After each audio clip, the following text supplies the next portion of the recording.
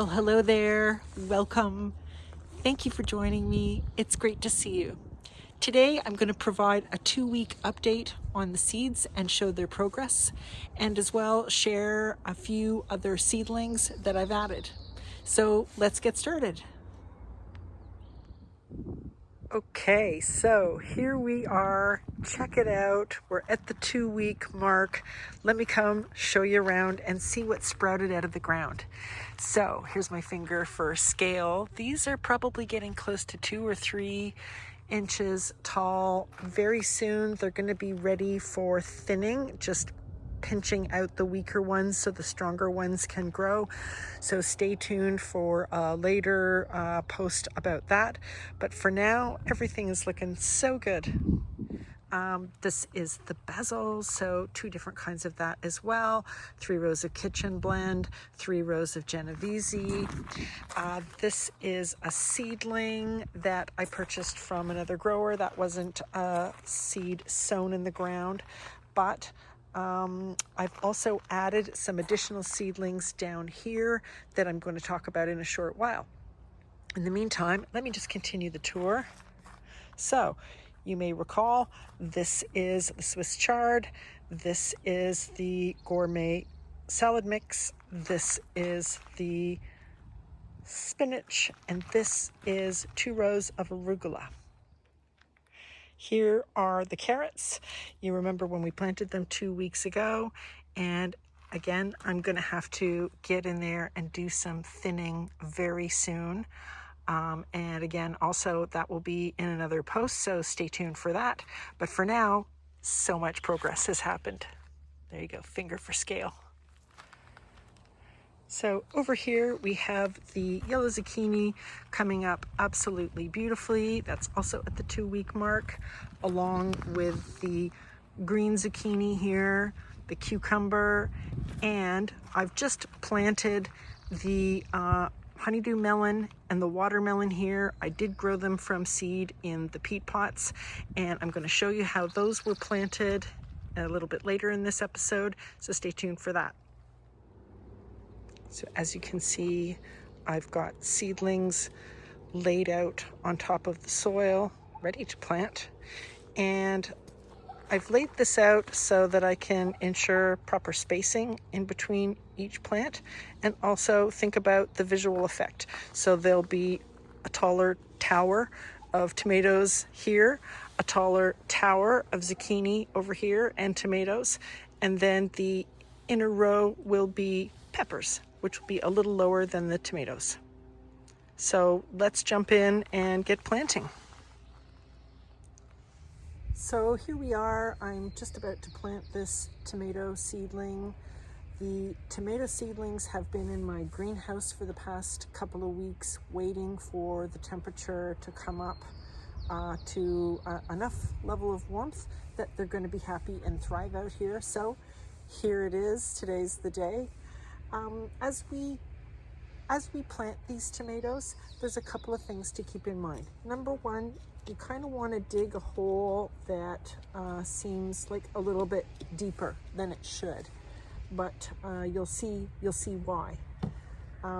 Next, a little bit of bone meal in the bottom to help stimulate the roots is really going to give those tomatoes their best start.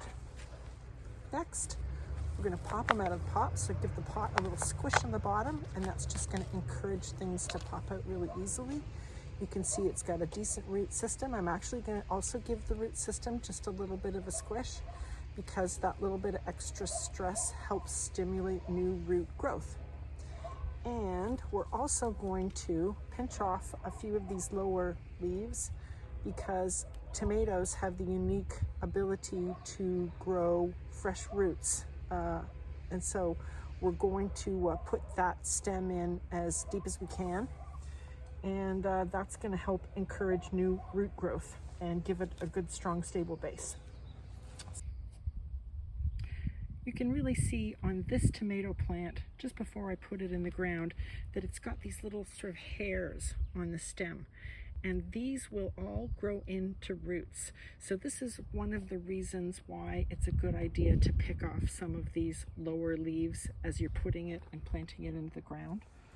You can see that I have built these tomato towers before I installed the tomato seedlings, because it's much easier to get them in beforehand and then attach the tomatoes as they grow, instead of waiting until the tomatoes grow to a higher, larger degree and risk damaging them and their root systems by installing supportive structures after the fact. Another hot tip to share is that once you've got the seedlings in the ground, take a picture of the tags next to the plants so you'll always know what's growing up. When you're watering, if you can avoid spraying it directly from the top down and directly on the leaves, and instead choose to try and water just underneath it, as you can see I'm doing, it's going to be very beneficial for the tomatoes, and it's going to help you avoid any particular fungus or disease. So here I'm going to plant basically the last of the seeds that I had planted, that after sitting in the greenhouse for 2 weeks have now sprouted up and are baby seedlings. So you can see we got a pretty high percentage success rate. Most have grown out, and these 2 rows along here are honeydew melon, and these 2 rows along here are watermelon. And now what I'm going to do is direct sow the little peat pots right into the ground. So there's no need to take the seedling out, because that can upset the roots. The roots will go right through. You can see there's already little roots coming out here, and that can go straight in the ground, and that's going to make for a very happy plant. If you are liking all the content that I'm sharing today, please kindly give me a like or subscribe, and I can keep you posted, keep you tuned in for all the other updates. You may have noticed that I've got several pots growing in front of the raised planter bed system, and those are potatoes. They're special potato pots. They have an inner liner that's kind of open so that you just pull the inner liner out to harvest the potatoes at the end of the season. I'm so excited about that. But for now, I've got russet potatoes over here, and I've got red potatoes over here. And very soon I'm going to be planting 2 different kinds of organic sweet potatoes. One is a Japanese purple variety, and the other one a conventional yellow. So I'll be doing a separate post on how to plant those, so stay tuned for that. We're pretty close to about 100% capacity now for this raised planter bed system. And as you can see, I've done a mix and match between seeds that I've grown directly and sown into the ground, as well as seedlings that I've purchased from local growers. And I think that's a really nice combination. It really optimizes my growing conditions, my ability to grow, and also the available time that I have to grow things to harvest. Thank you so much for joining me today. It's been great to share my tips and tricks with you, and please stay tuned for more updates. Please remember to like and subscribe so I can keep the growing goodness going. I hope your garden is going well, and until my next post, happy growing.